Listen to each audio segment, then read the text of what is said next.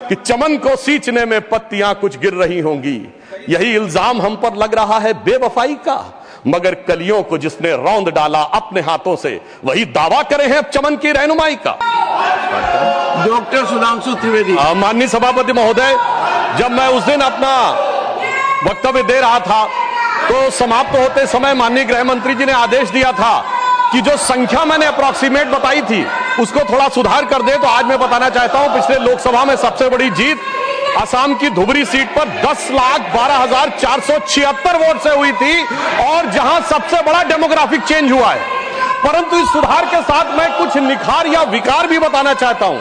मैं बताना चाहता हूं, पिछला लोकसभा चुनाव एकमात्र चुनाव था भारत के इतिहास का जहां बांग्लादेश के अखबार में इनकी पार्टी के एक बड़े नेता ने, डेली स्टार अखबार का नाम है, जिसमें आर्टिकल लिखा जिसका नाम था Modi has to go.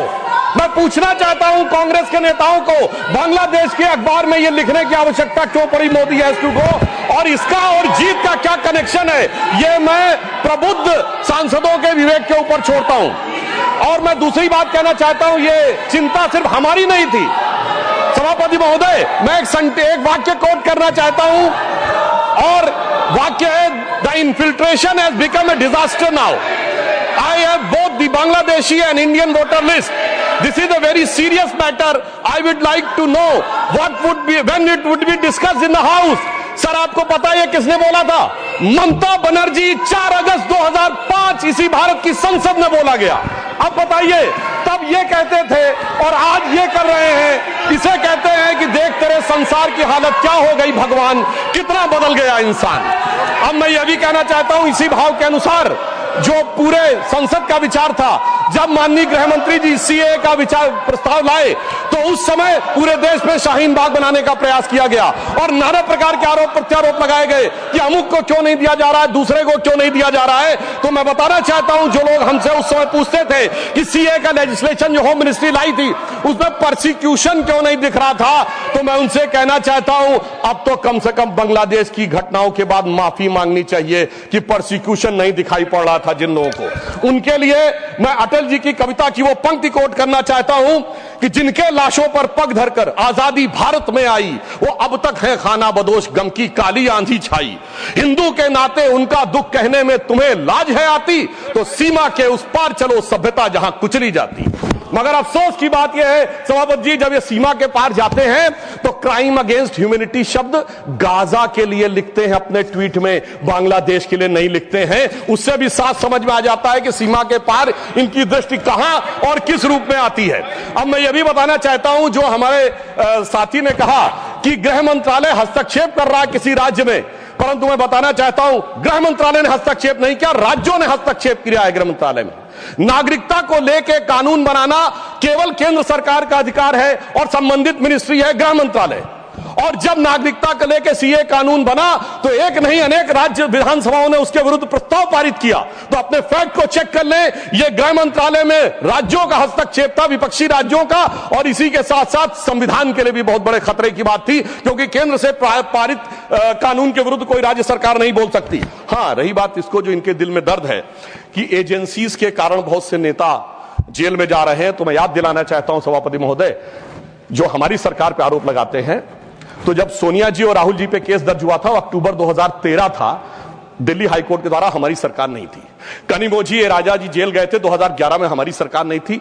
Suresh कालमाड़ी jail गए 2010 में, हमारी सरकार नहीं थी। शिबू सोरेन जेल गए 2006 में, हमारी सरकार नहीं थी। मधु कौड़ा जेल गए 2008 में, हमारी सरकार नहीं थी। मुलायम सिंह मायावती जी पे केस हुए 2004 में, हमारी सरकार नहीं थी। करुणानिधि जी जेल गए 2000 में, लालू यादव जी जेल गए 1997 में, झारखंड मुक्त मोर्चा रिश्वत काट 1994 में, और सर राजीव गांधी जी पे आरोप 87 में और एफआईआर 1990 में। मेरे भाई, हम लोग पढ़ाई की एज से प्रौढ़ावस्था में आ गए, आप लोगों को अंदर बाहर कोर्ट कचहरी का चक्कर काटते देखते हुए, और फिर 2014 के बाद की पर्ची हमारे नाम की फाड़ रहे हैं। मुझे लगता है यह बिल्कुल तथ्यों के विपरीत है। ईमानदारी से उनको आत्मावलोकन करने का प्रयास करना चाहिए, बजाय कि आरोप लगाने के ऊपर। हाँ, एक बात मैं जरूर कहना चाहता हूं, गृह मंत्रालय ने एक बहुत बड़ा काम इस कार्यकाल में जानते क्या किया? इस देश को वास्तविक रूप में सेकुलर बना दिया, समग्र रूप से सेकुलर बना दिया। सर वो क्या था? 1976 में जब कॉन्स्टिट्यूशनल अमेंडमेंट करके सेकुलर वर्ड जोड़ा गया कॉन्स्टिट्यूशन में, तो कश्मीर की विधानसभा ने उसे एक्सेप्ट नहीं किया था। इसलिए इस देश में एक ही राज्य था जो संवैधानिक दृष्टि से सेकुलर नहीं था। सर 5 अगस्त 2019 को जब धारा 370 हटी तो यह वास्तविक अर्थों में पूरा देश सेकुलर हो गया। इसके लिए मुझे लगता है गृह मंत्रालय को बधाई दी जानी चाहिए। और एक और मैं बात कहना चाहता हूं सर, अभी विश्व का सबसे बड़ा आयोजन कुंभ मेला हुआ, इसके लिए उत्तर प्रदेश की सरकार की तो प्रशंसा की जा सकती है, इसमें कोई दो राय नहीं है, परंतु यह भी सत्य है सर, इतना बड़ा आयोजन हुआ और किसी प्रकार की कोई अप्रिय घटना, एक दुर्घटनावश होने वाली उस भगदड़ के अलावा क्या कोई गोली चली, कोई पटाखा फूटा, कोई सुरक्षा को लेकर अटैक हुआ? यदि यह नहीं हुआ तो मैं मानता हूं इसके लिए सुरक्षा एजेंसियों की सतर्कता और उसके लिए गृह मंत्रालय की जो सजगता थी वो भी बधाई का पात्र है। और वैसे मैं एक शब्द और कहना चाहूंगा सर, जो कुछ कुंभ मेले में दिखाई पड़ा था उसको कम से कम मैं निगेटिव बात न कह के एक पॉजिटिव बात कहना चाहूंगा। अनेक विदेश से लोग आए, 66 करोड़ लोग आए, लाखों लोग विदेश से आए, 73 देशों के राजनयिक आए, 100 से अधिक लोग आए और वो आकर यहां देखकर क्या चौंक जाते थे सभापति महोदय। कोई कहता था दुनिया में सब कुछ पैसे के लिए होता है, मार्क्स, तो कोई कहता था सब फिजिकल प्लेजर के लिए होता है, फ्रायड, तो कोई कहता था नेम एंड फेम के लिए होता है। परंतु जब हमारे यहां नागा सन्यासियों को देखते थे तो पश्चिम के लोग आके जानते कि वो चौंक जाते थे। उसे एक पंक्ति में कहूं कि वो सुख खोजे भौतिकता में, मदिरा में, मांस की बोटी में, ये भस्म रमाए अपने तन पर, खुश हैं सिर्फ लंगोटी में। और सभापति महोदय, मार्क्स भी फेल, मैक्स वेबर भी फेल, फ्रायड भी फेल।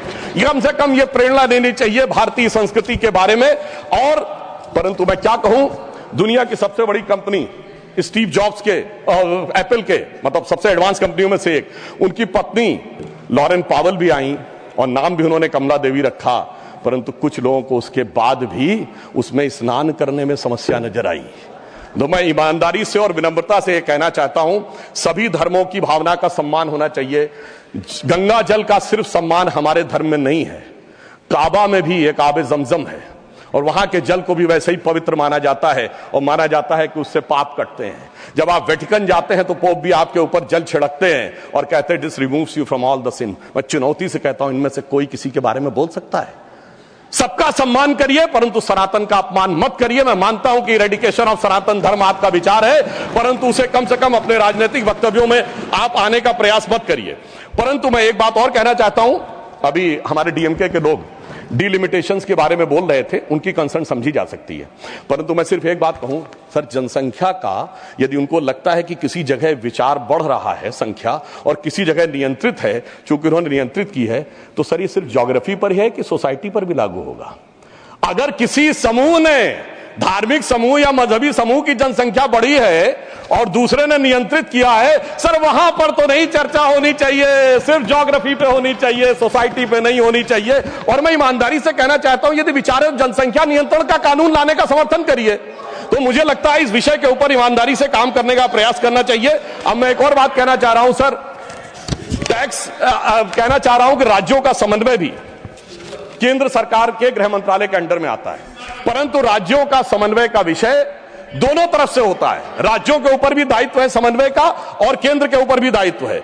इसीलिए मैं कहना चाहता हूं, परंतु जब ऐसी बातें उठती हैं कि किसी राज्य का कोई मंत्री कहता है कि टैक्स कलेक्शन वहां ज्यादा हो रहा है तो हमें अलग हो जाना चाहिए, तो किसी राज्य का मंत्री उत्तर भारत के किन्हीं राज्यों के लिए या बिहार के लिए आपत्तिजनक बातें कहना शुरू करता है, इससे राज्यों का जो समन्वय है वो गिरता है। और मैं कहना चाहता हूं सर, समन्वय का सबसे दुखद उदाहरण था इसी संसद के एक सदस्य ने छत्तीसगढ़, राजस्थान और मध्य प्रदेश में हमारी जीत के बाद इस सदन के नहीं, दूसरे सदन के सदस्य ने यह शब्द बोला था कि भाजपा सिर्फ गोमूत्र वाले राज्यों में जीत सकती है। तो मैं उनको बताना चाहता हूं सर, जिनके की दिमाग में मैकाले और मार्क्स का वायरस भरा है, तो उन्हें बताना चाहता हूं कि गोमूत्र का anti bacterial, anti fungal, anti cancer के लिए मेडिसिनल पेटेंट है और पेटेंट का नंबर है 64100059। तो मैं कहना चाहता हूं, कृपया जाके अपने मन से मैकाले और मार्क्स का मैल साफ करिए, तो राज्यों में समन्वय बहुत बेहतर ढंग से दिखाई पड़ेगा। और मैं अंत में सभापति महोदय